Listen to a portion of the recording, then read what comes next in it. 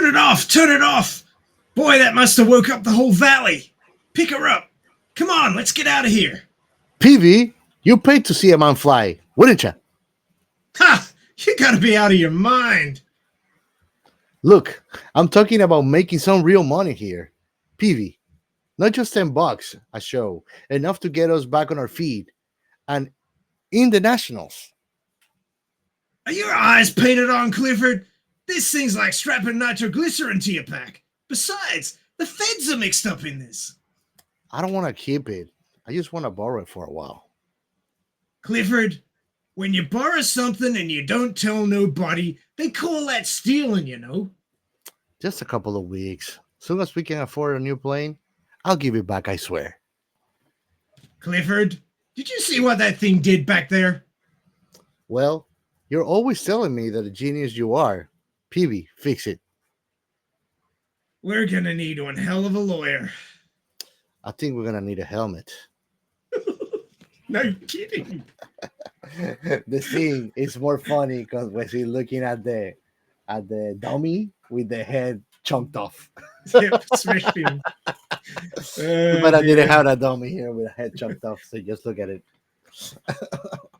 Welcome to Science Fiction Remnant. I'm mad scientist Ray down in South Florida, otherwise known as Australia. And on the other end of that south is Captain Chaos in South Florida. Just one south. Yeah, just one south.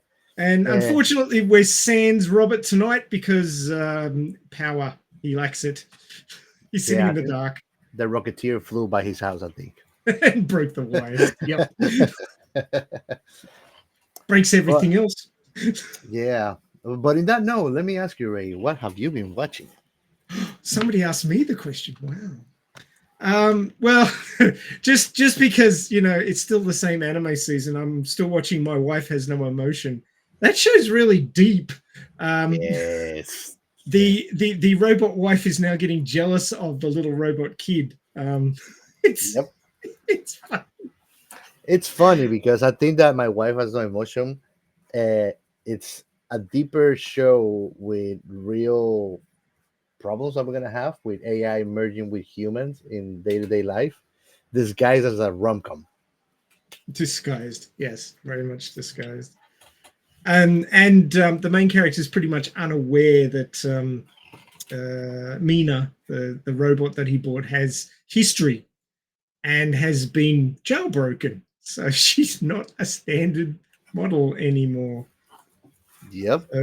You know what it reminds me of? Oh, what? It kind of reminds me of we covered this anime. Oh God, why won't my brain work? The one where computers are shaped like women. Computers are shaped like women. Yeah. Bro, I'm not remembering. Really? Yes, really, I'm not remembering. We're both oblivious. I can't think of what it's called. It's an anime, you said? Yeah. You and Robert put me onto it. It was one I hadn't seen before. It's an old one. We covered it on the show. Crap. What's it called? Jesus Christ. I need to see now because now Wait, we're all going senile over here. Yep. Oh, we were. I actually also been watching My Wife Has No Emotion. It's such a good show. Do you know if the manga has new stuff though? No, I haven't looked at the manga yet. I'm waiting for the season to end and then I'll continue on from there. That's a good plan. I think I'm gonna try the same thing because I'm always waiting.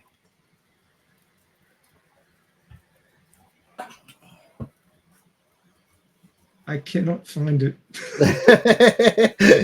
God, I'm going to kick myself so hard when I remember. Is that it? This robot girl's an anime list. Chobits! Oh, Chobits! Chobits! I couldn't remember that. Yes, I couldn't remember. I just would not come. Well, Mina can talk at least. G. Well, no, she learned to talk. Just took a little while. Yeah, she talks like a dog that is learning to talk. Just repeating words. and saying like "Welcome home" when you're leaving. Exactly. Yeah, so I've been enjoying My Wife Has No Emotion. I've been watching a bit more of the HFY Full Story channel that I mentioned previously on YouTube with sci-fi stories. Oh yeah. The one that I checked out this week was called Aliens Mock Weak Human Warship Until It Struck Back. And I found it really cool because the Australians were using Australians, the humans were using You heard it here first. Australians are the real humans. no, we're all actors. We're all paid actors down here, apparently. No, the humans were using quantum entanglement theory for their weapons. Oh, It was kind of cool. Yeah, they had quantum graviton weapons and quantum shields and all this sort of shit. It was cool. I really liked it. So yeah, check that one out. It's called Aliens Mocked Weak Human Warship Until It Struck Back on the HFY Full Story channel. These are like stories, short stories that are read, but they're videos on YouTube, which I listen to. I can listen to them, so it's really cool. they're pretty good actually. I suggest it to anybody that is listening to go check them out. We actually post those or repost those in our channel in Discord, so you can go and listen to it. It is so much fun. I like to share them so that other people can go, ooh, that's kind of cool. Oh, they're good. And my only other science fiction-y thing this week was I actually resurrected my Alita Fallen Angel fanfic and started writing the next chapter only 3 years late. Hey, but it's gonna come out perfectly because of that. When it comes out, when it comes out, you know. Yeah. No, All right. I'm back onto it again. Many people were complaining that they wanted more, so I finally got back to it. So that will be continuing, and as well as I was gonna say, Gio, have you read any good sci-fi novels recently? Yeah, I just cannot say the novel because I don't know if the author that gave me the honor of backstage pass would want the world to know yet. Oh, you can talk about Yeah, it's your book, man. it. So freaking good. And I am now waiting for chapter 10. Yeah, I got to put out the next chapter. I'm partway into writing that as well. So yeah, I'm writing 2 books simultaneously. That's going to get confusing. Unfortunately for you, listener, you're gonna have to wait till it gets published, but it is a hell of a treat. Well, you can check out my Alita Fallen Angel fanfic novel. Well, the bit that I've got out there at the moment. It's available free The online. bid. There's 174 pages document. The bid. It's not finished. It's not even a third of the way through. It's going to be a long one. But yeah. Anyway, you can read that online. If you go to our Discord, there'll be links to it there. Otherwise, yeah, you just have to wait until I finish writing and publish the other one if you wanted to read it. But thank you so much, Captain Chaos, for your comments. They are not only motivational, but they help me understand that I'm going in the right direction. So I really appreciate that. Oh no, I'm enjoying it, man. And like I tell you, man, the last chapter, chapter 9, was so good that I could not do what I was doing. Where I usually kind of reread it, but I go into like critical mode and try to decompose it. But it was so good that it got me hooked, and I could not just stop and type. I was like, shit, I'm just gonna remember that later. I need to know what's going on. So I couldn't stop. Well, it might take me a week or two to get you the next chapter, but the next chapter changes everything. Oh, I mean, at this point, it's like there's no lows in the story. It's just high, high, high. I wonder if I can keep that up. That's the big question. Hey, It's very hard to keep an upwards trajectory for the entire novel. You've done 9 chapters so far, man, and I think that the good thing about how it's written is that once you get hooked into it, I think that as a writer, you get the trust of your reader, so it becomes more comfortable to read everything and feel like everything flows naturally. It's not like, oh, I need to get hooked on it. No, so like it has a great uptake and it keeps it up. and I think that does a job, at least for me as a writer, as a reader. Nice. Shall we go to the first segment? Well, I want to say what I was watching, bro. Oh, sorry. I'm usually the guy who talks last. That's what happens. That's what happens when you spend pre-show more than an hour talking about anime with your best friends. Well, you flipped the script on me too. That's confusing. I love confusion. What have you been watching, Chaos? Tell me. Well, I've been watching Astra Lost in Space, which somebody told me to watch. My wife has no emotions, like I said. And I've been playing this game that I think you, of all people, will love it. It's in Game Pass for Microsoft. It's called Grounded. I don't know if you've seen it, but basically, you are a squad of kids. You can play this online with your friends. You're a squadron of kids, and you get shrinked to the size of an ant. So it's kind of like a sandbox survival game where you have to like grow your little fort by cutting grass roots and stuff like that, and building up and making weapons with the resources from the animals and stuff like that. Like a ladybug, it's like a giant monster in front of you. So it's fun as hell. And yeah, that's the one. Grounded. Super fun game. Super fun game. Ooh, it's kind of like Honey, I Shrunk the Kids. Yes, exactly. It is just like that. It is just like that, but it's completely like sandbox in the essence that you have to literally get the materials from the floor, like little pebbles and stuff like that, kill ants, and you make armor from it. And basically, you kind of redo your whole civilization from being teeny tiny. So it's fun as hell. I definitely suggest it. And the most fun, you know that I'm a multiplayer junkie, so you get to play that with your friends, which is super fun too. And that's everything I've been watching.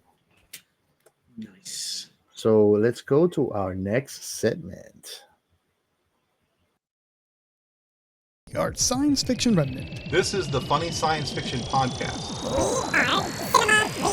We are the Caribbean Science Fiction Network. We are Monorats. We are One Accord Level 2 Podcast. This is Jesse from Sudden But Inevitable and Open Pike Night. This is Sci-Fi. And I want to remember you, everybody, that we have the This is Sci-Fi hashtag, which we use all the time for finding the great commonplaces in the internet. That's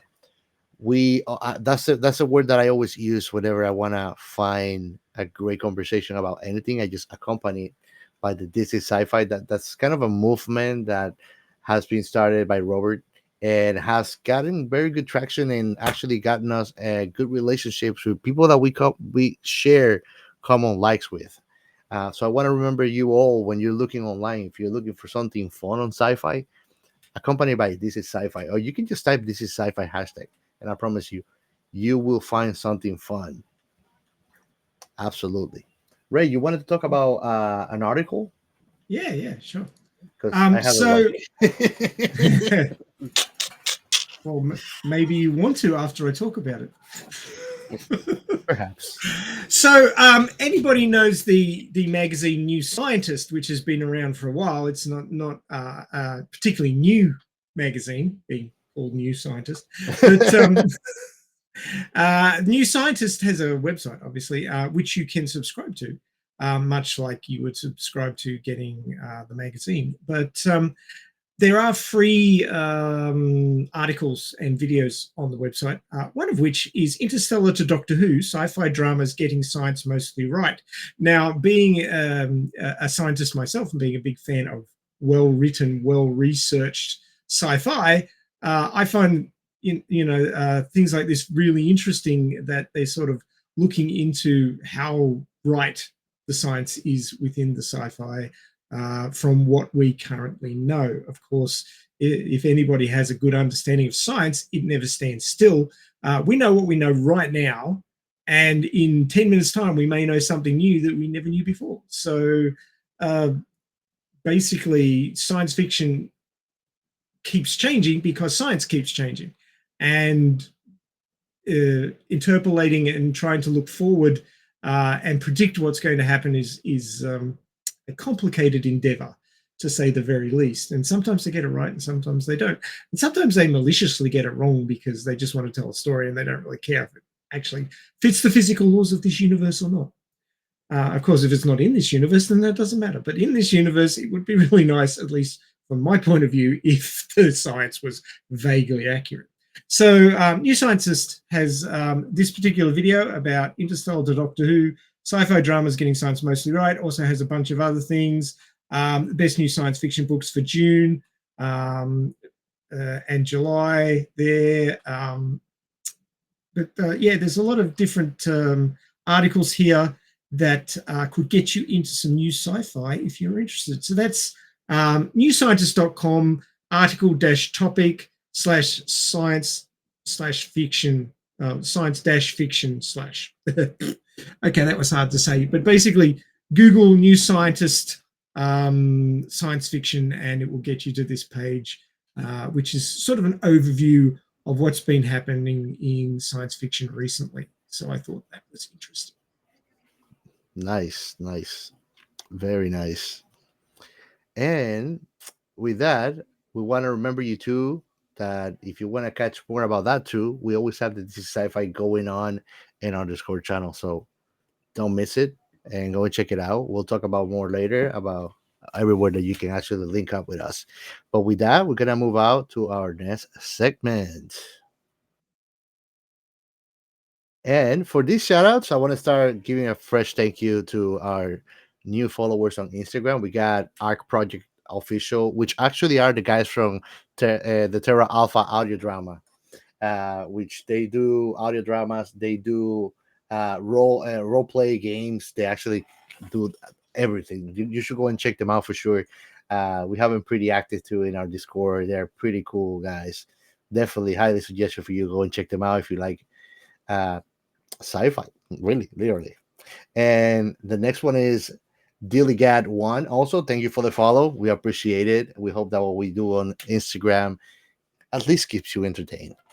On Discord, we got newcomers. We have Heisenberger and Mark Strong, which I wanted to give you a thank you for sharing your awesome art, man. It was pretty cool. He shared also in our Discord channel pictures of a mural that he did of Iron Man. It looked pretty cool. So if you want to see it too, you should go and check out our Discord channel, and you can enjoy it on the Welcome Lobby channel. For our regulars, again, Terra Alpha, keeping the party up all the time. Truetankerjamesvercko, also known as TT, and Ice Draco. Thank you guys for keeping also the party lead all the time on the Discord, which is actually, if you think about it, Ray, where we are more active and reciting all the time. Yes, definitely.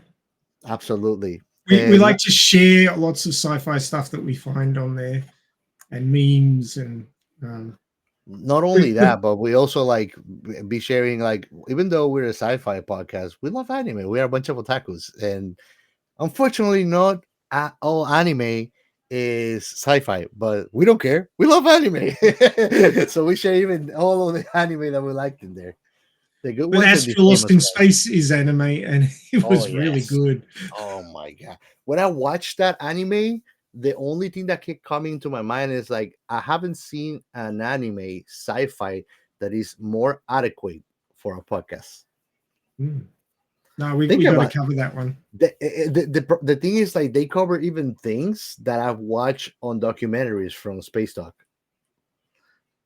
For Cosmos, which is like the Neil deGrasse version of Carl Sagan, but like, and even in Carl Sagan, like about the Goldilocks zones, orbital trajectories, everything they touch, every little detail is so beautifully made. Anime, well made.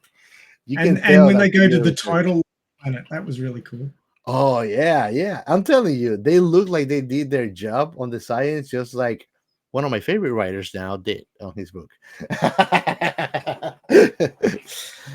And actually, last but not least, one of my favorite social medias for picking fights, Twitter, X.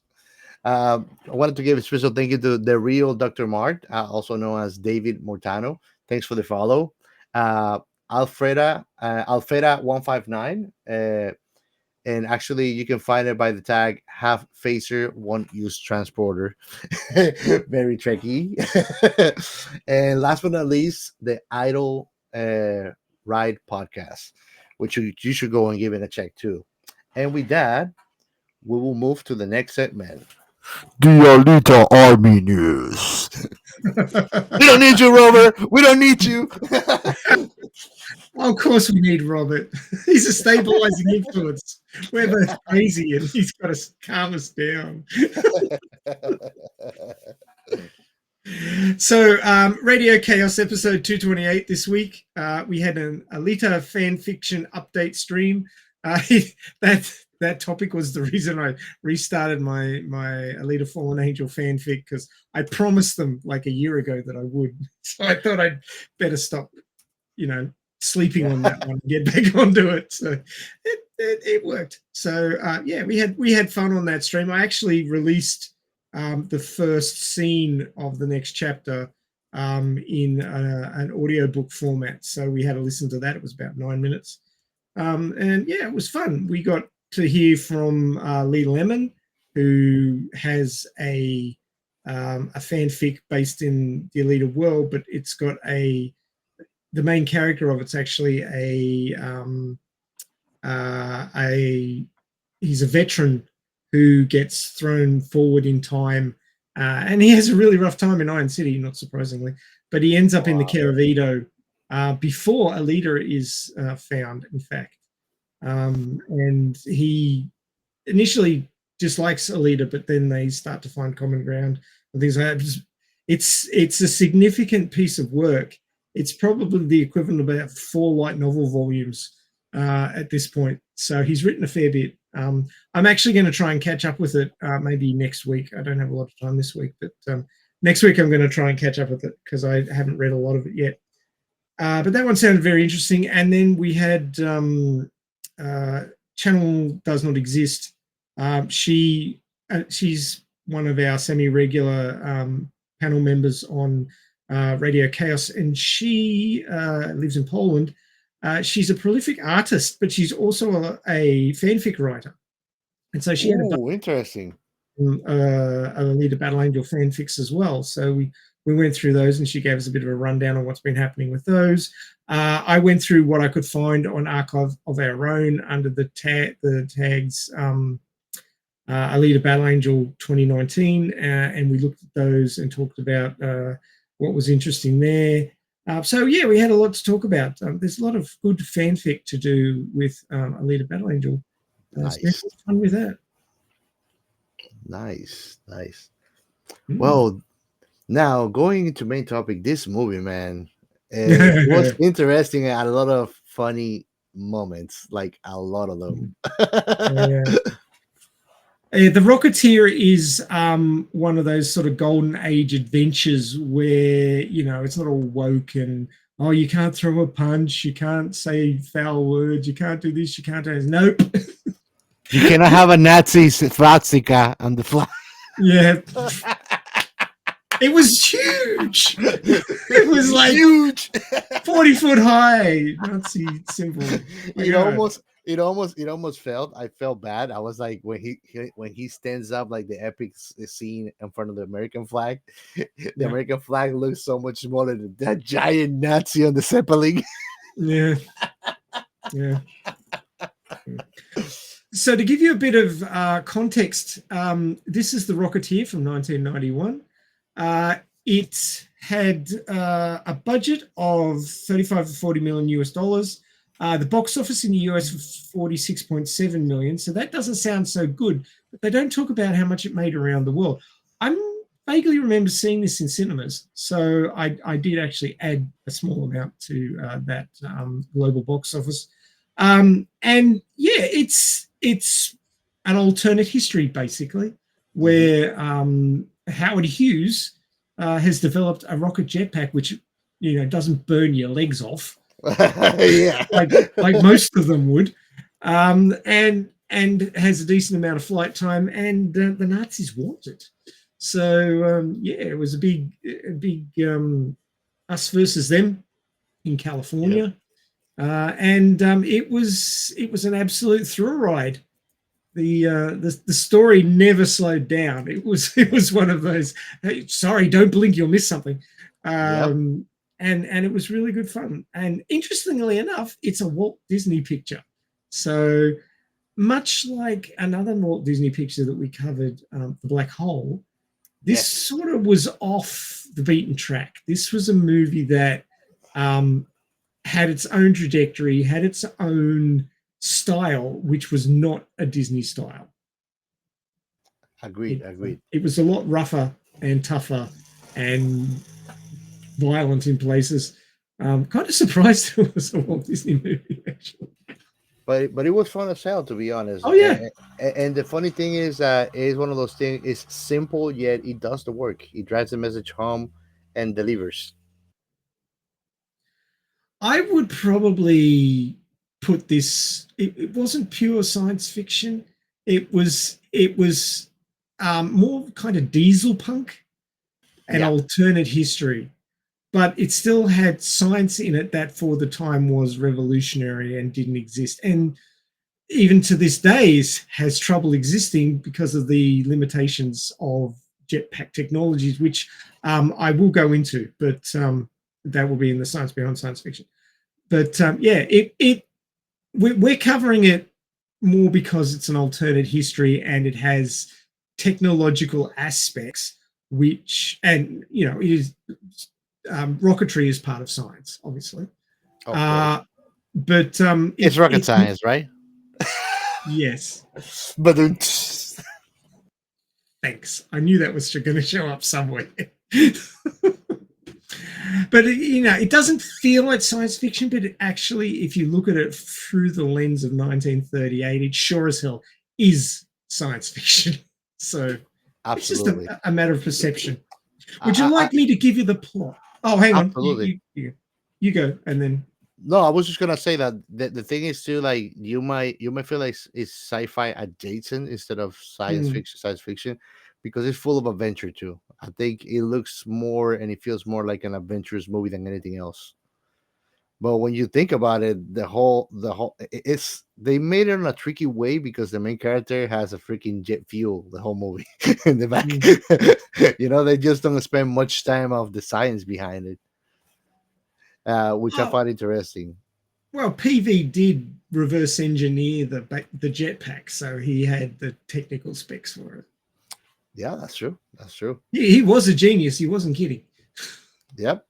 That's true. That's the thing. Experience cannot be improvised. That's where PV comes in. Definitely. So, to the plot. Yes. In 1938 Los Angeles, gangsters from Eddie Valentine's gang steals a prototype rocket pack from the aviation magnate Howard Hughes. During their escape from the pursuing police, the getaway driver quickly stops and hides the rocket in a biplane's cockpit at an airfield. As the chase continues, stunt pilot Cliff Secord's yellow and black GBZ monoplane is destroyed, ending his air racing career. Film star Neville Sinclair hires Valentine's gang to steal the rocket and sends his monstrous henchman Lothar to find its location. Meanwhile, Cliff and his airplane mechanic Peavy find the rocket and begin testing it. Oh, excuse me. Cliff's girlfriend is an aspiring actress, Jenny Blake, who has a small part in Sinclair's latest film. Recent events are driving a wedge in the relationship between Cliff and Jenny. Sinclair overhears Cliff's attempts to tell Jenny about the rocket, so he invites her to dinner. Afterward, at a local air show, Cliff uses a rocket to rescue his elderly friend Malcolm, who is piloting a Curtiss J and Jenny biplane to save Cliff's job. This makes Cliff an immediate flying sensation, but also sets Sinclair and the FBI on his trail. Sinclair sends Lothar to Cliff and Peavy's home to find the rocket. The FBI arrives soon after, but Cliff and Peavy escape while Lothar steals the latter's schematic. Later, at an airfield diner, Cliff and Peavy are trapped by several of Valentine's mobsters. They learn about Jenny's date with Sinclair and the actor's involvement in the hunt for the rocket. The diner patrons overpower the gangsters, but a stray-fired bullet punctures the rocket's fuel tank, which Peavy temporarily patches with chewing gum. Cliff flies to the South Seas Club, where he tells Jenny about his new Rocketeer alter ego. Valentine's gang arrives, and in the ensuing melee, Sinclair kidnaps Jenny because he's such a nice Nazi actor.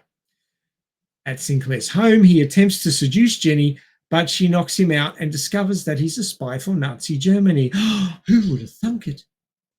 She is quickly recaptured and forced to tell Cliff to bring the rocket to the Griffith Observatory in exchange for her life. Shortly thereafter, Cliff is arrested by the FBI and taken to Howard Hughes, who explains that his rocket is a prototype similar to the one the Nazi scientists have been unsuccessfully developing. Hughes also shows him a Nazi propaganda film depicting an army of flying commandos using rocket packs to invade the United States. He also mentions that the FBI are trying to locate a Nazi spy in Hollywood employing Valentine's gang, who Cliff realizes is Sinclair. When Hughes and the FBI demand the return of the rocket, Cliff escapes, but inadvertently leaves behind a clue to where he is headed. Cliff flies to the rendezvous, where Sinclair demands that Cliff hand over the rocket. Cliff divulges to Eddie that the actor is a Nazi spy, and the infuriated Valentine gang, while being gangsters, are still patriots, turn their weapons on Sinclair. However, Sinclair summons a hidden troop of heavily armed Nazi special forces as a German airship Luxembourg appears overhead to evacuate Sinclair and the troops. The FBI, who has secretly followed Cliff, suddenly announce their presence, and the mobsters join forces with the FBI to battle the Nazis. That was the most ridiculous thing. Epicness. Yeah. Sinclair and Lothar escape, dragging Jenny aboard the airship. The evil cad. Cliff flies to and boards Luxembourg, but during the ensuing showdown, Jenny accidentally starts a fire with a flare gun on the airship's bridge. Sinclair holds Jenny hostage, forcing Cliff to give up the rocket, but not before Cliff covertly removes the chewing gum, patching the fuel leak. Sinclair dons the rocket and flies off, but the leaking fuel causes the rocket to catch fire, causing him to fall to his death in a ball of flames. Lothar is killed as Luxembourg explodes, but Cliff and Jenny are rescued just in time by Howard Hughes and Peavy flying a Pitacan PCA-2 autogyro. They just happen to have the weirdest airplane you're gonna see in your whole life. I promise it's you. It's an autogyro. Come on, it's the precursor to a helicopter. Jesus Christ. Hughes later presents Cliff with a brand new GBZ air racer and a pack of Beesman's gum. As Hugh leaves, Jenny returns Peavy's stolen rocket blueprint to him, which she found in Sinclair's home. Peavy decides that with some modifications, he can build an even better one. Cue credits. Lucky him that he got that thing stolen. Yeah. So Howard Hughes no longer has the blueprints, and Peavy has his own design, which he's going to build so that the Rocketeer can fly again. Yep. Damn shame that they didn't make a sequel. But what would they put? Like a whole brand new villain, or are they gonna save the war? I suspect he could get involved in World War II. There you go. That's some Marvel He could be stuff. secret agent kind of deal. Yeah, that's true. That's true. Well, that's what happens when you like something when it's good. You want more of it, right? Exactly. Yes, I will get that chapter written down. It's coming. It's all up here. It's coming. I know, man. So, what are your first thoughts about this movie, man? Did you watch it recently, or have you watched it way before? I got to say that I've forgotten a lot about this movie. I had a vague recollection of the details of it because I hadn't watched it in years. I just knew it was good. I remember it being good. It's funny how your brain just throws out all the detail and goes, sort of Indiana Jones-like adventure, Yep. vaguely science fiction-y, alternate history, and a really fun watch. And that's what I had in my head. And I went back and watched it again last night. I went, "Oh crap! This is rocks. It just keeps going. It doesn't pull any punches." Back in the days when you could full on punch an FBI agent in the face and it was all in good fun. Oh my God, such good times, man. Back when they put cocaine in Coca-Cola. So yeah, it was always a good time. Now you get full of holes if you look at it wrong. That's why it was called Coca-Cola. The Coca was the cocaine. Yep. If I'm not mistaken, they even used to make coffee medicine with that thing. Oh yeah. Yeah. Oh, yeah. These were just useful drugs. They weren't drugs of addiction or anything like that yet. They worked that bit out later. Good times. Good times. You weren't even born. How do you know? You want to drink a Coca-Cola and go party? You didn't even have to mix it with rum or anything. It was good on its own. Yep. Oh man. Oh, dear. So yeah, great movie. Yeah, I couldn't remember a lot about. I knew I watched it in the cinemas, but I couldn't remember a lot about the detail because I hadn't seen it much since. But just being reminded of it again, it was great fun. I just really liked this movie, and I really enjoyed watching it again. It was fun for me. I didn't watch it back in the day because I was just 2 years old. But I think I watched it maybe like 2011, something like that. And it was a fun watch actually. I did like it, and definitely it hit the note like it was a different movie from the repertoire of Disney. Oh yeah. Just like Black Hole. That was a good observation actually. But I love that the characters are simple, and basically even though it's simple, it delivers. It's what it's meant to be. It's not a movie that is gonna age wrongly neither. And when I was watching it too, I was feeling like the sets and the CGI nowadays make things a lot more difficult, because when you look at the sets and everything there, it doesn't look like something extraterrestrial, but it was pretty adequate for the time too. And I think that the special effects or the flying scenes and everything were very well made, actually. It didn't feel like faked or anything like that. Well, it was 14 years after Star Wars. So, I mean, there had been a fair amount of development within the SFX community. So, yeah, I mean, there's a couple of spots where the character in the foreground, like the rocket flames and everything, didn't quite meld with the background. It was sort of like it was sitting out from the background. But at the end of the movie, when he's burning up the bad guy, Sinclair, I was like, oh boy, what an eyesore. I mean, it could be done a lot better if it was redone today, but I don't really think it needed it. I think that the movie was really quite. Sinclair will look good with his face peel off. Kind of like Indiana Jones, huh? Yep, absolutely. That actor reminds me of when he was playing the scene, the acting within the acting. He reminds me of Captain Hook from Peter Pan. And I think that he's a pretty famous actor too. I've seen it surely in other movies. He had a very short stint as James Bond. Oh, that's probably when I see him. Yeah, I'd say so. But yeah, this was a good movie, actually. I wanted to ask you, man, what did you think of the fuel that they used for it? Alcohol. Yeah. Well, I mean, kerosene is basically rocket fuel. It's used as rocket fuel. I mean, I'm no petrochemical engineer, but my understanding is that the higher the octane level, the cleaner the burn and the less fuel you need per pound of thrust, basically. So when you're dealing with something that's got a small fuel tank and you need a decent thrust to weight ratio, using a really high octane pure fuel source would get your best bang for buck. So you need something like, it would have to be highly purified alcohol. It wouldn't be like vodka or anything like that. It would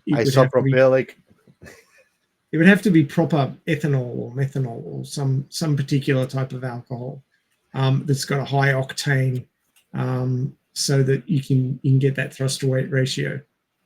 So you would go as far as say alcohol, isopropylic alcohol wouldn't do the job? Oh man, I wanted to make one in my house.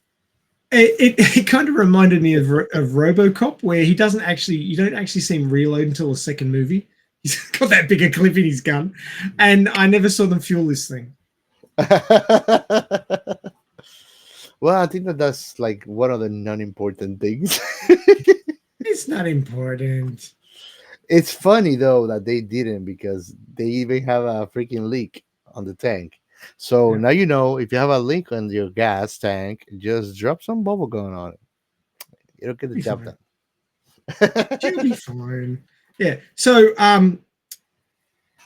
Timothy Dalton, who played Neville Sinclair, British actor, gained international prominence as the fourth actor to portray fictional secret agent James Bond in the Eon production film series, starring in The Living Daylights in 1987 and License to Kill in 1989. And of course, this movie was 1991. So he was still, at the peak of his career at that stage.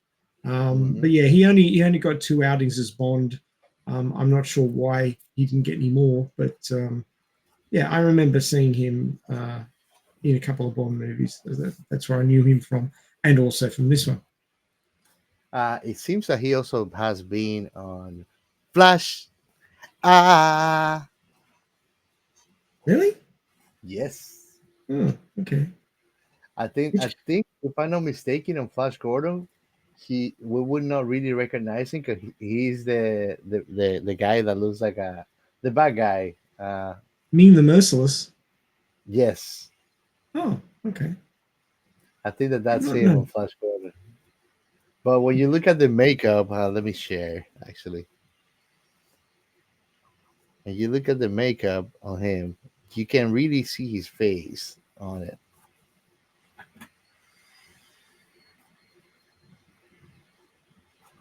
Let me try to make it a little bit bigger. Oh man. Oh, that didn't work. Yeah, Flash Gordon, 1980.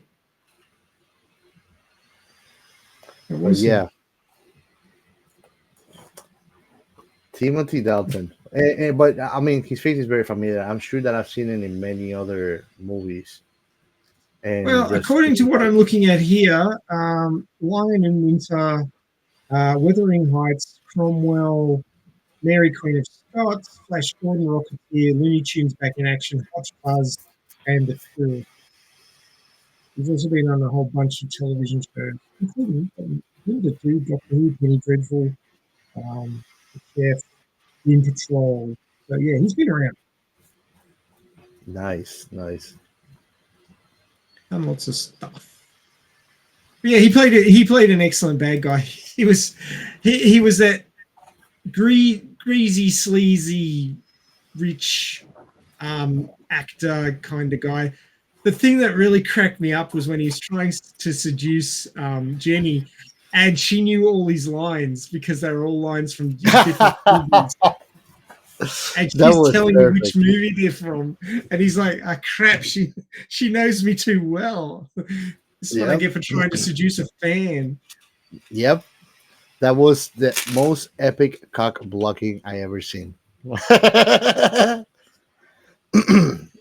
And let us talk for a moment about who was doing the cock blocking. That was Jennifer Connelly. Yeah, and what do you say, man? The moment that she gets pissed at her boyfriend, which is Cliff, for something so stupid, really, and basically she goes on with him, who's trying to just get to her because she heard him talking to Cliff. So the first thing that came to mind when I saw her walking into the what's it South Sea South Seas Club, yep. Is wow, talk about career opportunities. Mm-hmm. Well, I mean, they were going out on dates, but they may not have been. What's the term? Like they may not have been serious. Yeah, they may not have gotten serious and just been dating each other and nobody else. They may have been open to other opportunities. They hadn't got that far along yet.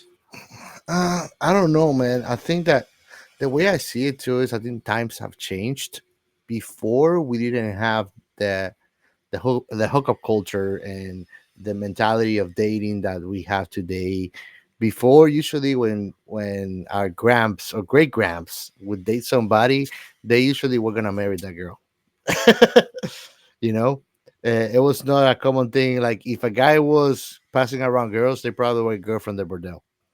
You know, but usually you wouldn't see that where you would see it was normal for a guy to have a new girlfriend every other week, unless he was a rich stud or something like that, which is not your common folk, you know? Mm. Neville Sinclair type. Exactly. You drove it home there. Mm-hmm. But yeah, I mean, I could see a girl going on a date with a rich actor for the opportunities that Of may be course, involved. And she was pissed with Cliff. Cliff. Yeah. I mean, he's as clumsy as he gets because he went to Yeah. see her acting and he actually made a mess and got her fired. Well, I would actually say that he wasn't as at fault as the people running the place because A, they hadn't strapped down the scenery properly, and B, they didn't have a security guard on the door. Yes, that's true. So they just let him waltz in, and he barely touched the thing, and it fell over. So it was not secured properly. So, they blamed it all on him, but really it was their fault. Exactly. Well, I mean, that's a great way to get away from workers' compensation and all of that. Yeah. Good stuff, Yeah, I agree. Yeah. I mean, it worked for the plot of the movie, but it did feel a little bit, that's bad, man. Yeah, absolutely. But I mean, there were a lot of bad things going up because the role that Jenny wanted, who had it? The niece of the director. Talk about nepotism. And she was horrible at it. Yeah. Well, actually, she didn't do a bad job the last time, but then the scenery got screwed up. Yeah, but I mean, I think that she was a good actress in real life because she did a great job doing a shitty acting. Like she was being horrible at the few lines that she had to say, and she sold it to me. Like I was like, oh my god, this chick is horrible doing the princess role in the acting within the acting. A good actress pretending to be a bad actress who wants to be a good actress. I think that's difficult. It is. I think that's difficult. That's like Inception when I have some levels of difficult. Yes. And I'll tell you something. I actually had this conversation with friends where we watch something and they hate the actor because they did the role of a villain, and they're not realizing they did a great job then because you're even hating the actual person for a role they did because they were heinous on it. And I mean, just to put an example, like I don't know if you watch Game of Thrones, but the kiddo that does King Joffrey, he's a total piece of crap, sadistic little shit, like killing people and bullying them to death and shit. He's a great actor, man. And then when he died, it was like so. I was like, yes, and then I was like, shit, he's a good actor, man. Yeah, a lot of people watch performances and forget that it's somebody acting. It's not the way they are. Yes. And it can also work back the other way as well. You can have somebody who's a really good actor and acts like an absolute saint on the set. And there's all these stories about how horrible they are to work with because they're narcissistic and unempathetic and you just pieces of shit to work with. But they're such good actors that they get the jobs because they're good at it, but they're really hard to work with. So, I mean, it can work back both ways. Yep, absolutely. Which sucks, man. But I mean, it is what it is. But yeah, I mean, we're not gonna say names in here when I know a couple. Absolutely. I was actually watching a thing on YouTube the other day about Heath Ledger's Joker. and how Oh, some of the best scenes in that movie were off the cuff because something didn't work. The scene where the Joker is dressed as a nurse outside the hospital, and he clicks the button and it goes kaboom, and then he sort of looks back and sort of goes clicking it again because apparently one of the explosives failed to go off. One of the special effects explosives, and then he goes, and then it goes boom, and he's like, yep. That was all ad-libbed. It came so good, man. Like, I'm telling you, I think, as you know, I'm a Joker lover. Like that's my hero, even though he's a villain. And I kind of feel conflicted because many people try to compare Jokers throughout history, and I think that the beautiful thing about that character that has been played by many great actors is that they should not be compared because they are like a thing of its own, interpreted by each actor. And I mean, when once you're able to do that, you're able to actually enjoy and appreciate the character a lot more because it's a difficult character, very enigmatic. But yeah, I mean that was a great point to bring up because I think that when you learn that the movie has scenes that come up so naturally like that, it even makes it more enjoyable too. I think we've talked about this before that, some directors have every line worked out and they want it delivered in a particular way. So the movie's very regimented. And then other movies, they've got sort of a feel for what they want to convey in the scene, but they don't have the lines written down and the actors just have to act the character. They don't have the lines. So, I mean, that's like improv. Yeah. Absolutely.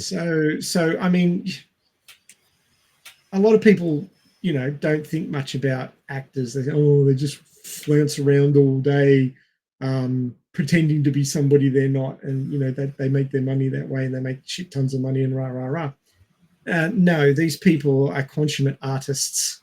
Yeah, especially the ones that can character act. Honestly, like I've heard people talking like that before, and I think that that's a disingenuous way to try to demoralize or like devalue something that really takes effort. Because if it was that easy, and most people like don't even want to talk to me after they say something like that, because I tell you, if it was that easy, why aren't you doing it so you can make millions of dollars? You know, so it is not an easy thing. It takes skill, it takes time, and again, I think that's why experience cannot be improvised. It's not something that can be done easy, and I think that the more difficult and the more specialized a person is on something, the more admirable and more enjoyable it becomes too. Definitely.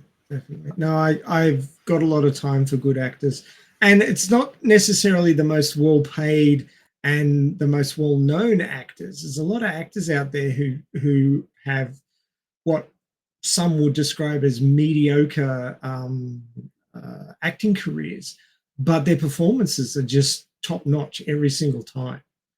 And they may not be the highest paid and they may not be the most well known, but by God, they know what they're doing. And then, of course, there's actors like Arnold Schwarzenegger, who's Arnold Schwarzenegger in every single movie he's ever been in. Get to the chopper. Get to the chopper. But he's great. That's the thing. Like, that's a great example too, because if you think about it, Arnold Schwarzenegger, he's Arnold Schwarzenegger everywhere.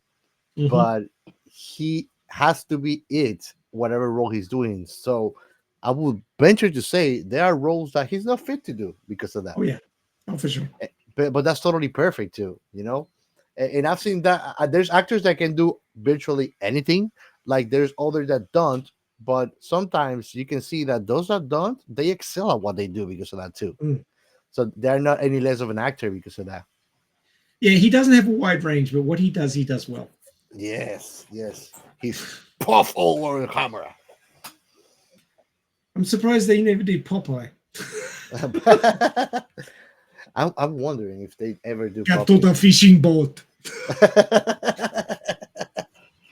Give me my spinach. That would be funny. Oh man, Good. this movie was good, man. This movie was Mm, so good. mm. I actually I wanted to ask you. It's airplane related aviation, but it's about our very good friend of the podcast, Elon Musk. Oh, really? He is? Yeah, he is, bro. He's actually their fan number one. We got you, man. I know that you're watching. But I don't know if you heard. It's actually science adjacent to aviation about the new aircrafts that he made Mm. No, I that haven't. that made the Phantom look like a joke, man. It goes 1,800 miles per hour, and he actually with AI, it actually commands a fleet of drones. Oh, Jesus. Oh man, drones for UAVs and drones with weaponry, and it looks insane. So there's a lot Oh, of crazy things going on the science aspect of aviation in between nations too. That is very interesting. I think I want to share a video later on the show too on the oh, Discord servers. aviation has been at the cutting edge of science since the Wright brothers, basically. Yep, I mean, absolutely. the things that they've done with aviation since the Wright brothers has just been incredible. No, and it's Um, crazy. It's crazy to think that 100 years back, you would 120 something years back, you would think that flying in a big machine was something crazy to think of. And now it's like those machines from 1920s are archaic as it gets. yeah. It always leaves me wondering too, like something that that this is one of those wondering questions that I get and they go off and come back in years. But I don't know what happened that we don't see so many zeppelins on the air because they look like a very enjoyable way to travel on air. Yeah. It's, and I mean Um, spacious, everything. well, the reason that the Germans had hydrogen filled airships was because the US refused to sell them helium because the US had the most helium of any country in the world at the time, but figured it was a national resource and they didn't want to release it. So helium's kind of hard to purify, whereas hydrogen's shit easy to purify. You just break water Yeah. and you get oxygen and hydrogen. So they fill them with hydrogen, and you know that's like flying around with a bomb strapped to your back. Which they Well, discovered a few times. it's funny that you say that because when one of the last scenes when the fire gets caught up in the zeppelin, I was wondering like how dangerous is that right now? Well, there was the Hindenburg and the Luxembourg, Yes. which is in this movie, and they both ended up the same way. So Well, I guess that they stay canon. that's right. I mean, I think the US tried to do some stuff with helium-filled airships, but they were just a bit slow and a bit ponderous. With aircraft becoming faster and faster, having something moving so slowly just made it a sitting target. Yeah. No, I mean, I'm not even thinking of it for the warfare standpoint, for more like for the leisure of flying. Mm. Because I mean, the last time that I actually got questions about zeppelins and things like that, I went in digging in, and I mean, there were even flying hotels made of them, and it looked like a great idea. But I mean, still, I wonder like there are other components like wind currents and things like that that even though it looks peaceful and stable and nice, maybe it was not the best because of that. You probably wouldn't want to get caught in any sort of serious storm in a zeppelin. I think it would be bad news. You think? I do think. Oh man. Yeah. So the interesting thing about aviation is that it had such a steep trajectory. Between the Wright brothers' first flight and landing on the moon was 66 years, which is nothing when you And think look at about it. us and look at us now. Now we're Mm. thinking of doing interstellar trips and interplanetary. Yeah, well, we kind of slowed down a bit. It became less of a priority after it was done once. I wonder sometimes, like, if we are working on something like Space Force Defense Task Group too, because what would we do if we have an asteroid or something coming? Well, we'll be in trouble. Put it that way. It's kind Oh, of why Elon wants to make us a multiplanetary species. maybe we can just talk to CERN so they can make a black hole.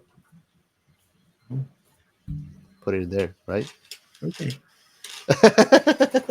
Fire a black hole at the asteroid and hope that it doesn't come back to us like a boomerang. I watch these guys that get the universe simulators. There's one on Steam actually. I think it's called Stellaris, and they basically put the Earth through all kind of things. Oh yes.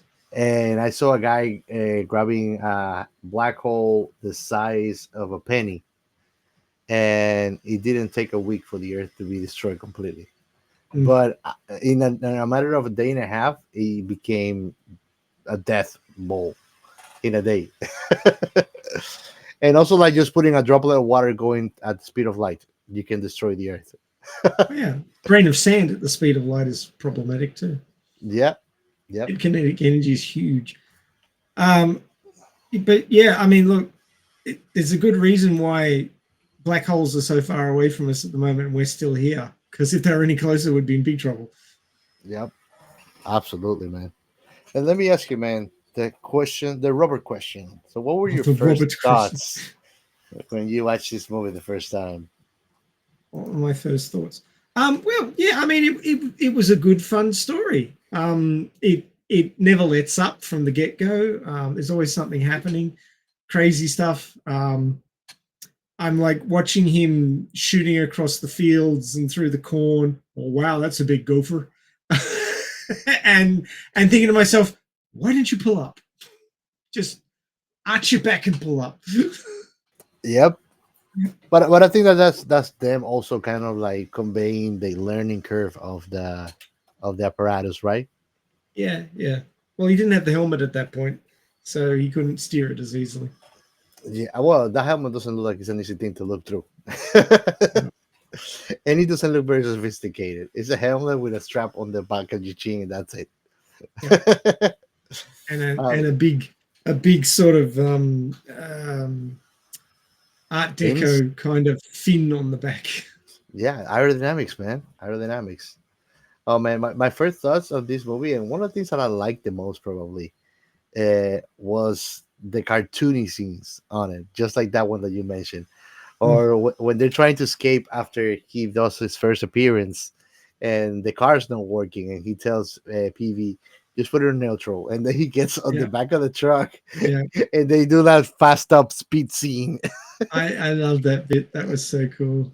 But I think that's one of the cool things of the movie. It's like they went cartoony on it, and they were not shy about it. They didn't try to make it realistic, on that aspect. And I think that's paramount to the success of the movie. That it kept that level of fun too, even though there was something serious going on. I mean, it balanced really well with the seriousness of the Nazi subplot, which they didn't reveal straight away. It was gangsters to start with. It's like, what would gangsters be wanting with this thing? They've obviously got somebody to sell it to, but who's this person? And it's just before the Second World War, so it's like, I expect Nazis. But it came like a surprise because they mastered it so well on the plot. I think with the gangsters, I think that they did a good job in there, and it came a bit off that they were working for somebody, because usually they, like, at least in most of the gangsters movies that I've watched, they don't really work as a hired gun for an external party. They always have their own agenda, and they follow it. So that kind of ticked me off. I was like, huh. But I think that the other thing is, like, the way that they play it out in the movie too doesn't allow you to take seriously the Nazis. And I think it just worked perfectly. Plus, the main bad guy, the main henchman of Sinclair, which looks like a Frankenstein. Oh, yeah, Lothar. Yeah. Which I actually look at the guy without makeup. He had a whole mask on his face actually, because he doesn't look like that. But he was a character, man. I think a funny one too, because he's big, brute, but he's also slick like a ninja. Yes, wasn't he? The biggest, slowest ninja I've ever seen. I mean, the scene that when he goes to the gangster and he questions him in the bed and kills him, and basically he gets out on the window and he's stepping like on the edge of the wall outside of the building, Yeah, he's on the ledge. unnoticed. Yeah, unnoticed. And I'm like, what? Biggest, slowest ninja I've ever seen. Yep. But it was funny as hell, man. Like that's Yeah. one of the many like fun factors that the movie had. You know who Lothar reminded me of? Who? Jaws Jules? from James Bond. Jaws. Oh, Jaws. Oh The my god. huge guy with the metal teeth. Yep. I remember Specifically the movie Moonraker. that. Definitely. Yeah. Well, it's like he's a very bad guy looking character Yeah. with his size and everything. It was a very good interpretation from him too. Oh man, definitely. Well, man, and let me ask you something. What do you think about that guy that was the scientist for the movie? Actually, the one that made the rocket, the jetpack. Howard He Hughes. He reminded me for some reason of the impersonation of Tony Stark's father on the Marvel movies. Yeah, they were Yeah, cut from the same cloth, definitely. In a very Walt Disney look, to be Yeah. honest. Yeah. No, Howard Hughes was a real guy, and he was an aviation genius. He created a lot of experimental aircraft. So using him as the basis for the person who came up with the rocket pack made a whole lot of sense. He makes me feel like he is the 1950s version of Elon Musk. Yeah, I'd agree with that. And I mean, there's shows out there all about Howard Hughes, and he was a lot like Nikola Tesla, in that he was a genius, nobody understood him, and he was troubled. They call it troubled when you're a genius. You're not just screwed up. You're I troubled. would, but it seems that he had some level of success, because I think that the sad thing about Tesla is Tesla was trouble and misunderstood, and not misunderstood, not understood at all. I think, and I think that even, I mean, in little history that I've seen, Thomas Edison took advantage of that. Oh yes, definitely. And I mean, look at the end of Tesla. Nikola Tesla died like a crazy old man feeding pigeons in a park, which is super sad. And I think that Hughes, like he got contracts with the government. He went places, True. But yeah, it was an interesting view there in comparison. And I would even go as far as to think then that Tony Stark's father is inspired probably in Hughes. Oh, I'd say you're absolutely right. Yeah, the problem with genius is that it's very thin line between genius and insanity, and a lot of people who are way more intelligent than the rest of everybody else feel very isolated and alone because nobody understands them. Yep. So they end up like self-destructing because they don't feel like they fit in anywhere, and everybody starts to look at them as, either put them up on a pedestal or shy away from them because they think they're crazy. And that destroys a lot of geniuses in that they just don't have anybody around them who understands them. They're very isolated in their intellect. And it's a sad thing. But, these sorts of geniuses like Tesla and Hughes, they push humanity forward, but at a huge price to themselves. Yep, that's true. And I mean, I think that that's a sad thing, but it's true, is because at the end of the day, they're humans. Even if they're genius and they're people that are fundamental for human advancement, they're still humans. and and fortunately or unfortunately, we are social creatures. So much that they say that a person that can be by themselves without the need of society is either a god or crazy or a beast.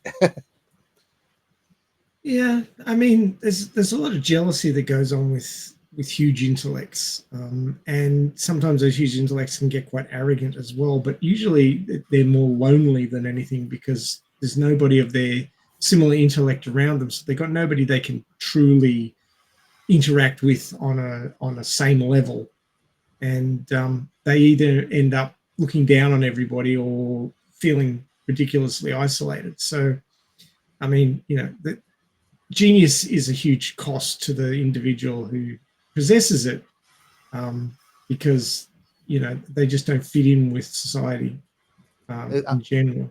I think it's a high price to pay if you think about it, Mm. and usually it happens. We it happens a lot across the board. Like we have the savants too, which are inhumanly capable in areas, but then there's other areas where they have lackings. Just the same way. I mean, the brain just can't do so much. So you cannot be a perfect social functioning person and at the same time be a mega genius. It won't work that way. Well, even if you are a genius at socializing, other people will see you as either a threat or something they can't interact with because they're not on your level. And the jealousy and all sorts of things that just cause a rift. So even if you're a genius at socializing, you would still turn a lot of people off. It's either that or you find that most of these individuals, if they form very significant friendships, they're not even on the same field. Mm. It's completely unrelated to what they're good at, because they are simple folks that appreciate them for who they are and not for what they do. Exactly. Yeah. I mean, um, a lot of people. Sorry, I've just got to change the battery in my headset because it's about to die. Uh, there's a lot of people who are only interested in what they can get out of other people. They're not interested in the person themselves, and that's a real shame. That a lot of people get into that mindset because it really destroys human connections, which is the human connections are really important to push a society forward. Yeah. And if those human connections break down, and more in highly advanced countries with a lot of screen time, those human connections are dying, and people are being isolated. I see a lot of stuff about people in Japan being very isolated because they live in little shoeboxes in massive multi-story buildings, which have no socializing. They spend all their time on screens, either talking to people that they've never met or playing computer games or what have you. And their social interaction skills are just completely withered. And then they end up living alone and lonely because they can't connect with anybody else. And it's part of the reason that the birth rate in Japan is so low and the population's contracting. Yeah, man. I feel like People aren't getting together. I think I need to go to Japan and save them. Well, apparently you can get a breeding visa to go to Japan. So I need give that, that a go. man. I need that. I'm very fertile, so.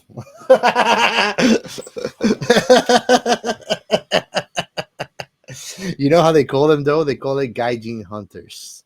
That's what Ooh. they call ladies that are looking for uh, travelers to come in so they can have kids for them. So look it up, gaijin hunters. Thank me later. We all love that. Ooh, Every everybody's buying tickets to Japan right now, hell yeah. updating their. I'm willing to do the 17, 20 something hours to get there, man. Fair enough. Okay, well, just make sure that you vlog what you're up to, so that we know Oh, what's you happening. can bet, man. You can bet, man. Oh yeah, man. Oh, this movie, man. Can you hold the fort for like 20 seconds while I change the battery? I'm about to lose you. Absolutely, man. Well, yeah, guys. This movie actually is one of those movies that I will definitely think if you want to have a good time. It's super friendly with kids too.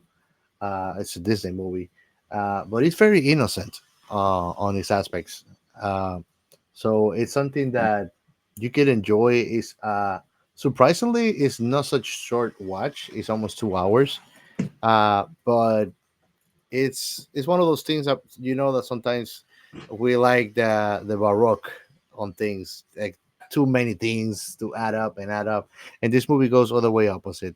It shows you the beautiful thing in simple things. The simplicity gives you also that elegance,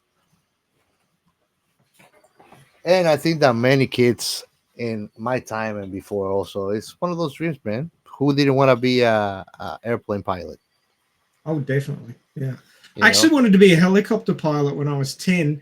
And then when I was 13, I got diabetes and I can't hold any sort of pilot's or helicopter pilot's license. have you ever gotten an helicopter? No, because I can't hold a license. No, but have you been a passenger in one? Oh, yes, yes. I've It's taken a fun. helicopter. It's Uh, fun. On my honeymoon in Tasmania, my wife and I took a flight over, it's a national park area, um, in a small helicopter. It was one of those ones with the cockpit that's all perspex. Did it have the doors? I actually ride. The only time I did it only once. It was in the beach in the Dominican Republic, but it wasn't one of those. They look like a bubble on the front. Yeah, And, that's and what I was in. the one I rode didn't have doors. Like they took them off. No, well, this had doors because it was pretty damn cold because it was Tasmania. But I don't know yeah, why. When you say Tasmania, I think of a hot place no, like a savannah. it's sort of Tasmania is on the same sort of band as the bottom part of South America. So it's down towards the the Antarctic Circle.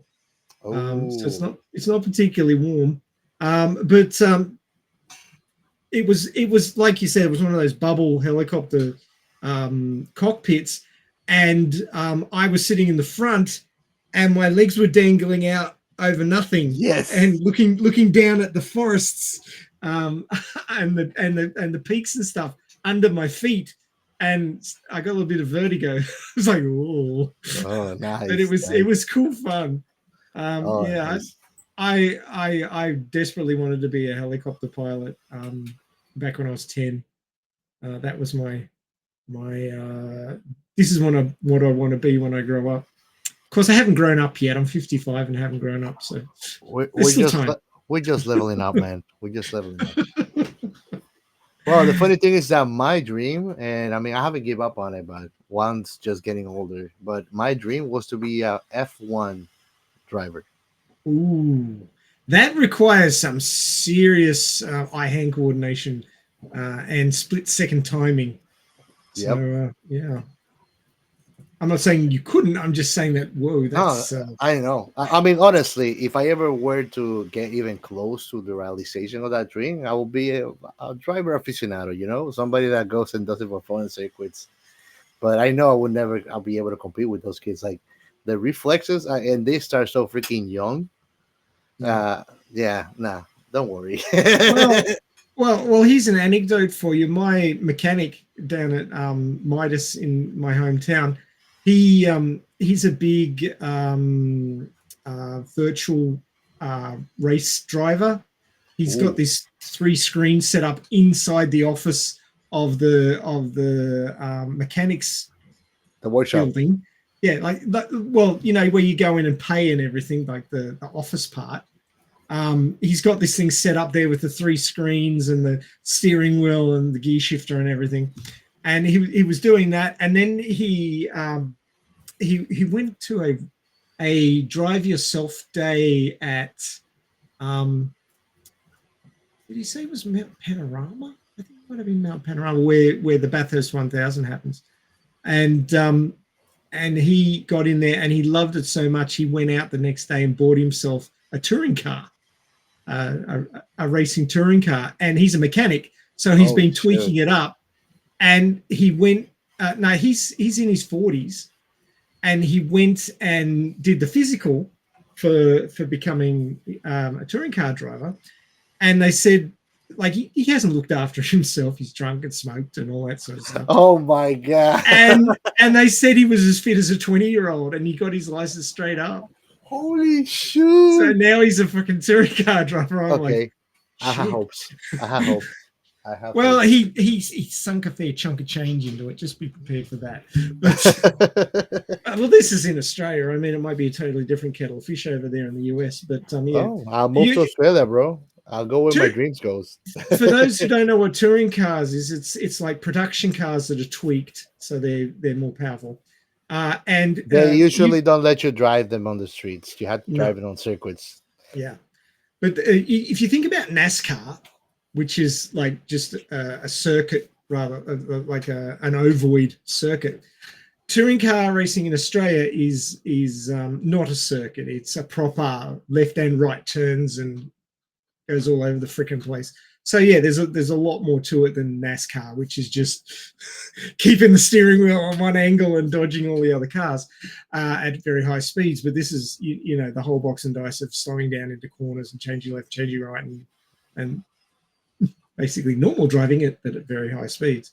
But he said he got to do it for the first time for realsies, and he said it was the biggest rush he'd ever had in his entire life, and he had to do it. So yeah, so yeah, I mean, I realize that there would be a point where it's too late because we don't stay as fit and as able as we get older. But don't count yourself out yet. Is all I'm saying.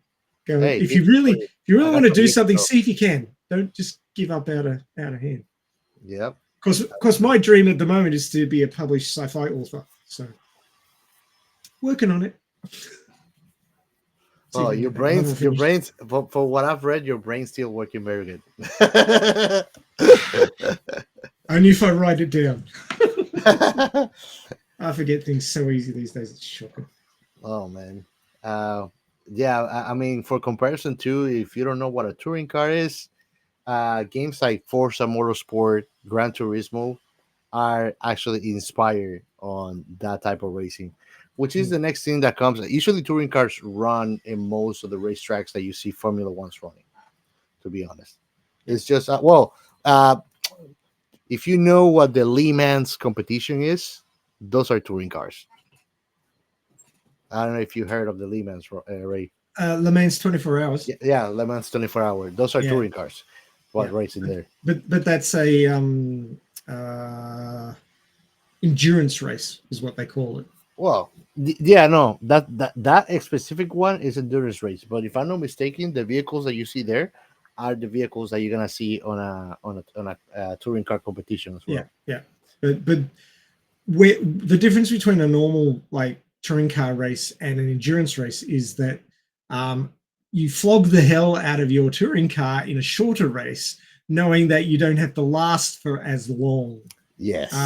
And basically when you're in an endurance race, you've got to go for think about the long term and make sure that your car lasts and doesn't wear out, or you lose a tire and spin off, and then that's the end of that.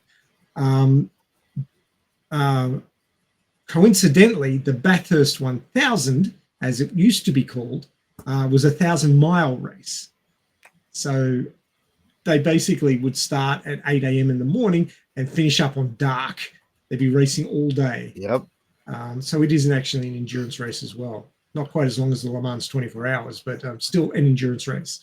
There's many people who were expected to win didn't, because they pushed their car too hard early on and didn't last the distance.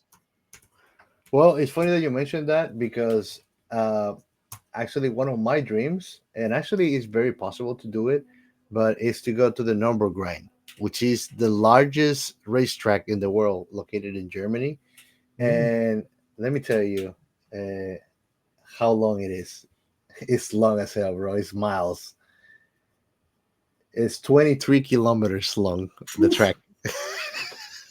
And what people usually do is they go to Germany, they rent a car of their liking, and then you pay an entry fee and you just go. And basically the way that they do it, because it's a professional racetrack, the whole track. So you have people that are cruising on the right, and then you have people that are going with no speed limits on the left of the track, just hauling ass. But that's like one of my dreams as a kid that wanted to be a race car driver, is to go to the Nürburgring with a cool car. So what would be your pick? For what? of car? My pickup car? I don't know. I'm a simple guy. I'm not thinking of like super exotic. I will get an Audi, like an R8 or something like that, Okay. or the TT, the new TT. Like it's nice. I like Audis, but I'm not a picky guy. Well, going back to the movie, if there's much to go There back was a to, movie? yeah, because honestly, I think there is, just like we said at the pre-show, I think that it's gonna be a short episode, Yeah. because the movie is that simple, really. But I'm gonna ask the final Robert question, I think, Okay. which is, what were your final thoughts on this movie? Well, this is a tried and true formula which comes from the sort of adventure movies of the 30s and 40s. It's, of course, because it's Disney and because it had a multi-million-dollar budget, it's been done very well. It's been written and filmed and acted to the best abilities of everybody involved, and it has produced a very good and long-lived, as far as an enjoyable story is concerned, piece of cinema. So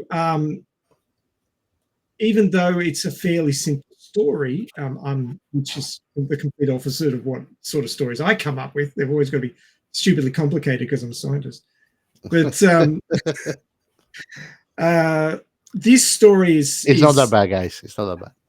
This story is simple, but it holds a whole lot of heart.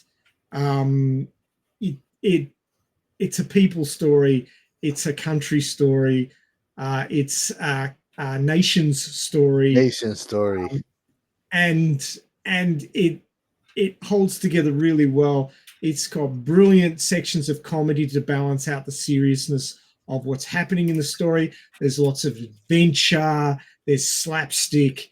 There's a little bit of something in this movie for everybody, and I think it's something that early teens could watch with the parents and would be fine. There's no like foul language.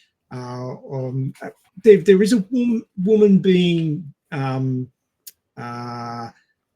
drugged and kidnapped, but that's by the bad guys, so it's kind of sort of okay.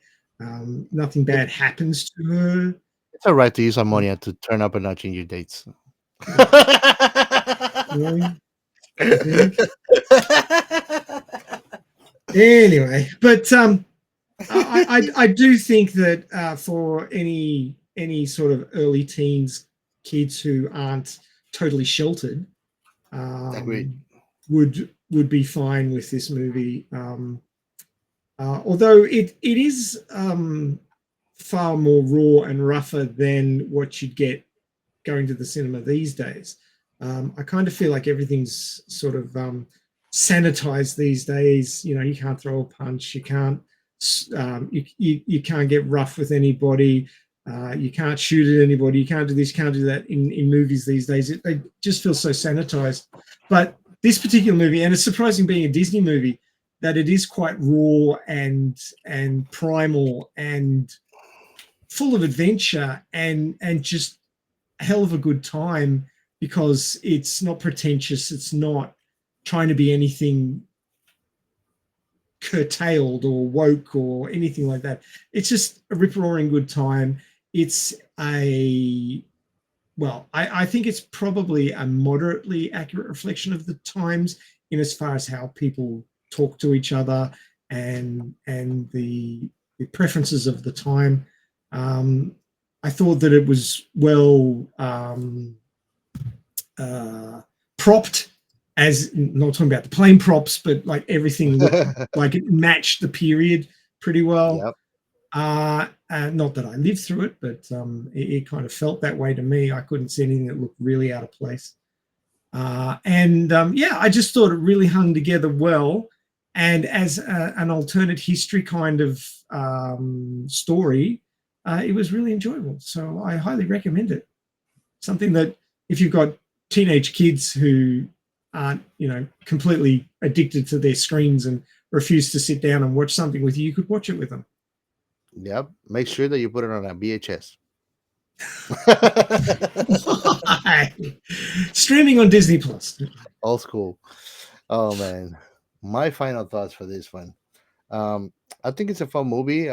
Definitely, I agree with you. It's a family friendly movie.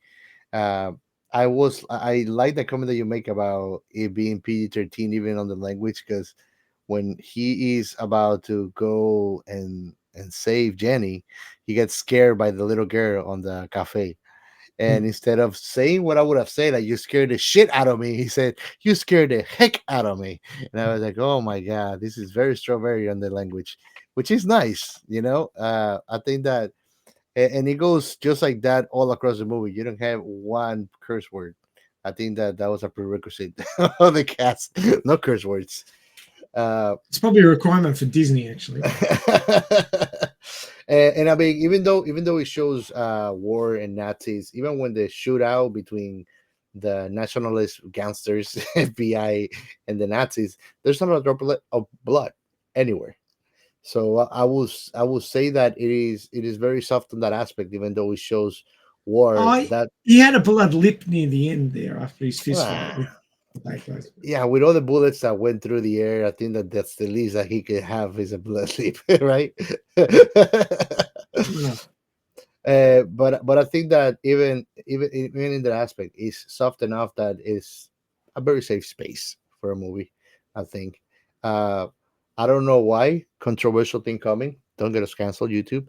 But people try to shy away and act like the Nazis didn't exist. They did exist. It's just a very fundamental part of who we have become today as a society, because it was one of the biggest, if not the biggest, war that went on in the last century. You know, so pretending that it didn't exist, I think, is just ridiculous. It's just a normal part, and there are many good movies that are war movies that I liked, like this, the Sniper, I think his name, with Jude Law, The Pianist, very good historical movies that are not sci-fi, but they are great acting too. That they are part of that, and part of it's a great way to know a story. I mean, many people would think that story, just like in Astra Lost in Space, in the Astra planet, they don't show you anything about the past. They just, and I think that we're moving towards that, and it's scary. You know, it's not like I want to be stagnated on the past, but I think that you can learn a lot from it. And it can be fundamental on becoming better humans. So trying to ignore it, I don't think it's the best way to go. There's an old saying that goes roughly, those who ignore the mistakes of the past are doomed to repeat them. You hit home there. You hit the nail on the head. That is very, very true. So we've got to watch out for that. But yeah, I would definitely suggest you this movie. It's, I think it's more suggestible than 90% of the animes that we watch. And I think it was a good movie. And that would be with my final thoughts, I guess. Should we move to the last segment? Let's do it. All right. Sci-fi. Phew, you remembered where the button was. I'm glad. I can read it. I can read it. Okay. Well, if we had to, but anyway. Obviously, the one thing in this movie that was out of its time was the jetpack. And of course, that would be the thing that I focus on. So what I wanted to share with you in this Science in Sci-Fi is... We're sharing some rocket science. Well, it's an article from Interesting Engineering called "We Were Promised Jetpack Decades Ago. Where Are They Now?" And we won't be getting jetpacks anytime soon. This is by Christopher McFadden, writing for Interesting Engineering. So if you go to interestingengineering.com/list/where are all the jetpacks, with dashes in between the words, you will find this article. Now, it's from 2022, so things have moved on a little bit from what he's reporting on here. But roughly, he's basically saying, and I've kind of mentioned this before, is the issues and limitations with the idea of a jetpack. So it says here, what are jetpacks? Jetpacks, otherwise known as rocket belts or rocket packs, are special devices used to transport the wearer through the air. The jet could consist of either expelled gases or liquids. Jetpacks typically consist of some form of back-mounted apparatus with handheld controls, and the concept has been around for some time.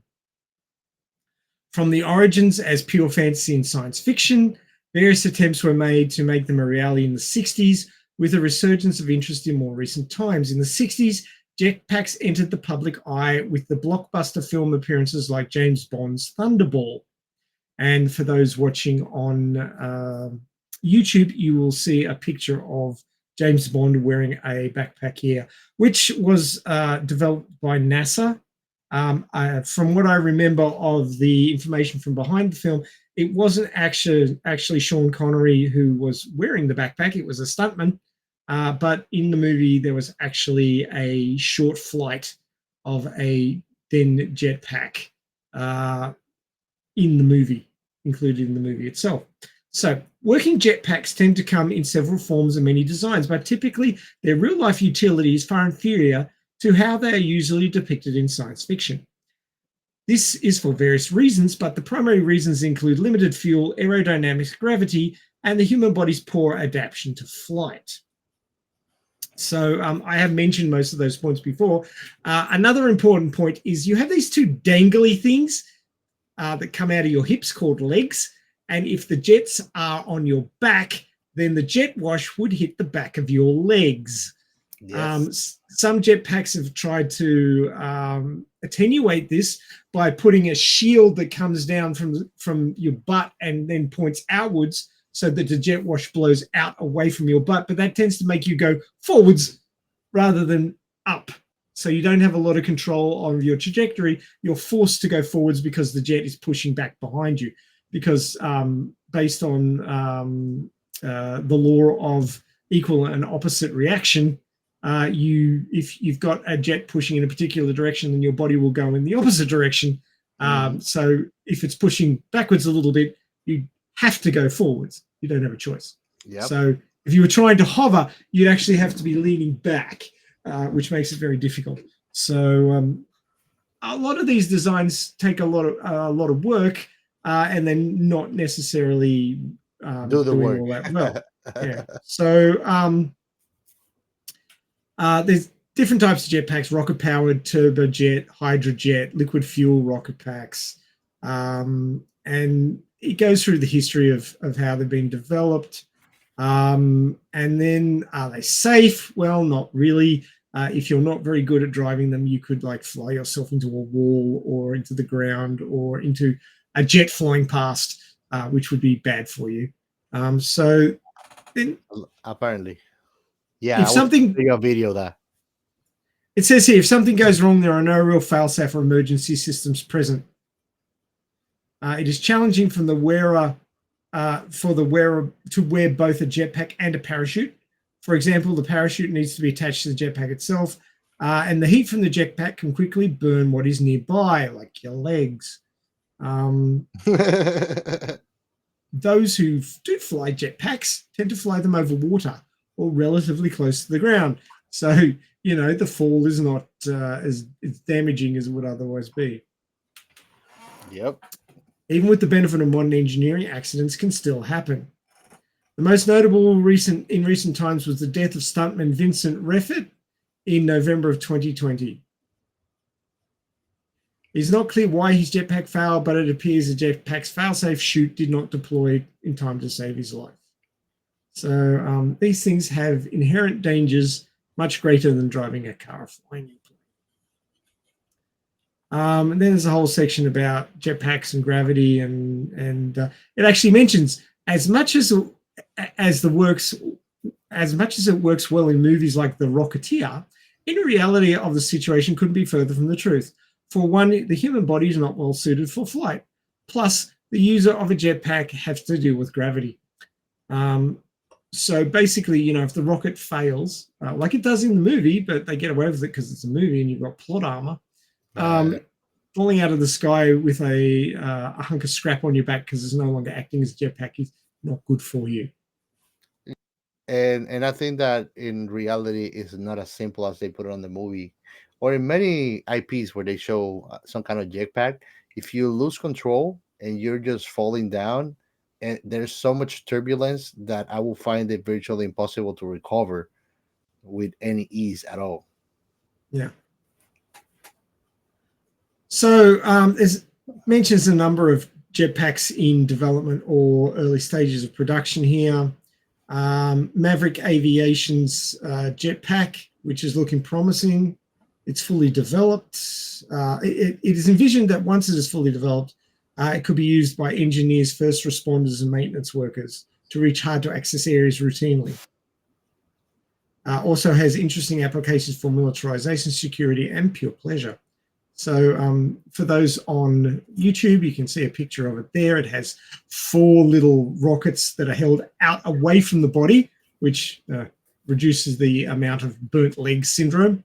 And they're all sort of they're angled down, but they're angled out a little bit, which would help with stabilization. So this would be more jet up into the air, then lean forward to get a little bit of forward momentum, and then lean back to slow down and stop. It wouldn't be a high speed way of maneuvering around, but it would get you to places that would be otherwise inaccessible. So that could be interesting. Gravity Industries jetpack is currently under testing for UK emergency services. Now, this one's interesting, and it harks back to at least a little bit to the Iron Man suit that we were talking about last week, where Iron Man had stabilizers in his palms that would give bursts of energy to stabilize his flight. He'd be able to slow down using them, and then he's got the jets in his boots that he'd be throttling down, drop down, and he'd use the hands to stabilize himself. So he's got multiple points of thrust to be able to steer. And this, it looks like they took ideas from that with this jetpack, in that I think the majority of the jets are on the arms. So you can actually like angle them forward to slow down, put them behind you to speed up, or just point them down to get a vertical lift. So you've got a fair bit more control. I would say that puts a lot of pressure on your arm muscles and your arm joints. So I think that would probably be a bit rough. But I usually seen videos of these done by military. Yeah. And not by a common folk. So it's powered by 5 turbines. The jetpack has 1,050 horsepower and can reach speeds of 85 miles per hour, 136 kilometers per hour. Now, falling out of the sky at 136 kilometers per hour and hitting something hard would probably kill you. So just keep that in mind. You want to be very careful with it. Another jetpack that's they're working on now is a company called Jetpack Aviation. Now, this one seems to be sort of more similar to the first one in that it has multiple jets on each side, which are pointing down and a little bit out. And I'd say they gimbal so that you can actually sort of use the hand controls, and they gimbals the jets to give you a bit of directional movement. But again, it's mostly pointing down. So a lot of these jetpacks are designed to get you up and then move you forward or backwards slowly. They're not like the Rocketeer jetpack, which is like, we go a bat out of hell in the direction your head's pointing and hope you don't slam into something. So they're probably a bit more stable than the Rocketeer design. This will go 193 kilometers or 120 kilometers per hour. And it has flight time of 8 minutes. So it doesn't stay up for all that long. And again, that's the problem with a jetpack. There's just not enough space for the fuel. Now, another one was the Martin jetpack, which is a much bigger contraption. You actually climb onto a stand which is in the front of it. And it's two big turboprops. But I believe that one's been shelved.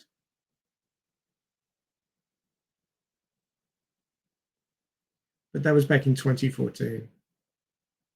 The company was officially liquidated in 2019, so you can't find the products anymore. So yeah, definitely shelved.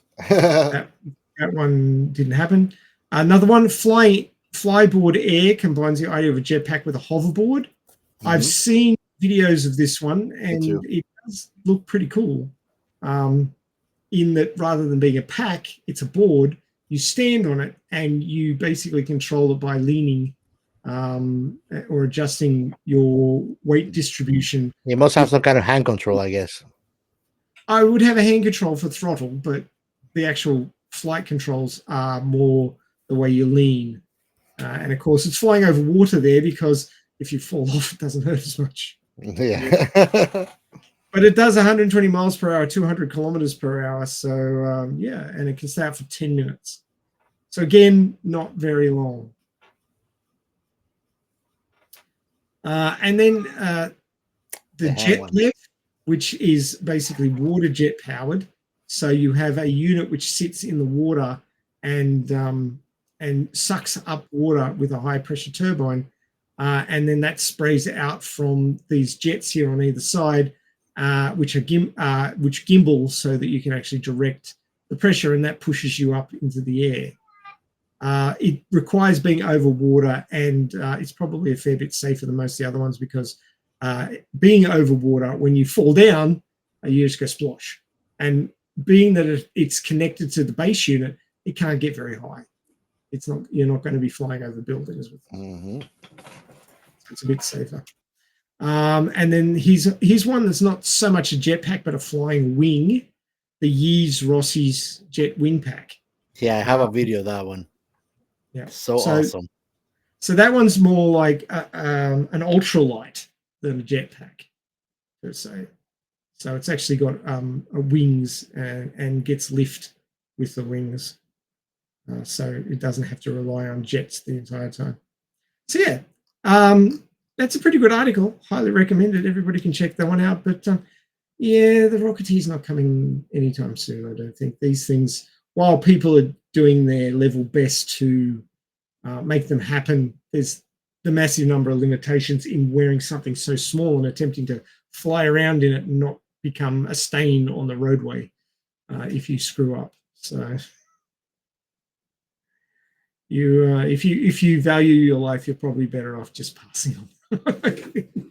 I mean, you could give the water jet one a go because that's more of a recreational thing than a serious attempt at flight. The way I see it, I would rather just try skydiving altogether if I want to jump off a plane for something. or bungee jumping? No, I'd rather just do a skydive than bungee jumping. Oh, fair enough. Okay. Well, that kind of wraps up the science behind science fiction for this week. There wasn't a huge amount of it because this is science back in the early 40s or the late 30s. So and it's alternate history. So it's interesting, fun idea, fun movie, but the science was kind of. But that's about it for this week. Thank you for joining us. You can catch us on our Discord channel. A link will be popping up very shortly for the YouTubers. And we also have an invite link in our show notes underneath the podcast. So you could join us there on our Discord. You just need to install the app on your phone or the app on your computer and make up an account and then click on that link and that will take you through to us. And we will welcome you to the Science Fiction Remnant Discord. Lots of channels for different discussions about different movies, different science fiction ideas.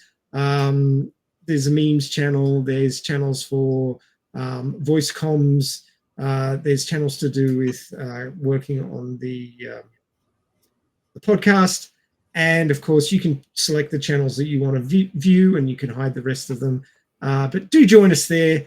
We'd love to have a further conversation with you about this and all the other IPs that we've covered. And, of course, if you have an IP that we haven't covered that you'd like us to cover, you're certainly welcome to join our Discord and tell us all about it. And, of course, if you are the local expert on that, because we haven't seen it yet, we would love for you to come on the show with us and talk about it because we always love to get a different opinion, a different point of view on a particular IP. If we've already covered your favorite IP, you'll probably find a channel for it on our Discord. We'd love for you to join us and give you your interpretation and your take on your favorite IP because we always love to talk to avid fans about their favorite topics. We have a couple of websites. The first one is www.sciencefictionremnant.com. That's our main website, which has our most recently released pod. and it also has our back catalogue. And you will also find there articles written by ourselves and other interested parties, all about different things to do with science fiction and science that you may find interesting. They're all short reads. So, you know, if you're bored one lunchtime, you can jump on there and have a look around and just have a quick read. And of course, if you have a good idea for an article and would like to be involved, we're very happy for you to join us. We'll have a look at your idea, and if it fits in with what we're looking to do, we'd love to publish it for you on that site. We have another site called this is sci-fi.net, all one word, all squished together. That one's in its infancy at the moment. That is for creators of sci-fi to get together and talk about their works and basically shoot the breeze, get some interest in what they're doing, and find out what other people are doing in the creator space of science fiction. So if you're a creator, please do check that one out and get involved if you'd like. We do have a Patreon. It's in its early stages. So if you would like to join our Patreon for a small monthly stipend, you could be one of the first Patreons there and have a say in what you get as a reward. So do consider that. Of course, if putting something out every month would be a bit rough in our current economic times, which I fully understand, there is the option to do a one-off buy me a coffee. That could be very helpful to us as well, as Robert is covering most of the costs of the podcast himself at the moment, and any assistance in that at the moment would be greatly appreciated. So consider the Support Science Fiction Remnant through Buy Me a Coffee. Don't forget our hotline. You can leave us a message on 1-305-563-633. That's 1-305-563-633. I think there's a 4 missing off that. Isn't it? Yeah, there's a 4 missing. Our notes are missing a 4. Who put that in there? My apologies. I'll give you that one more time because it was missing a number. It's 1-305-563-6334. Do drop the 1 if you're in the continental United States. Thank you for joining us. Please check our back catalogue for IPs that you might enjoy that we have covered in the past. If we missed something or we got something wrong, do feel free to join us on our Discord and let us know. We'd love to start that sort of a conversation with you and learn more, because we don't know everything. And there's other people out there who know more than us. So if you want to come on and tell us what you know, we'd be happy to hear from you. Also, do let us know if there's another IP that you think is fantastic. And of course, we haven't covered yet, because we'd be very interested to listen. But other than that, thank you for joining us for this edition of Science Fiction Remnant, and we're looking forward to seeing you in the next one.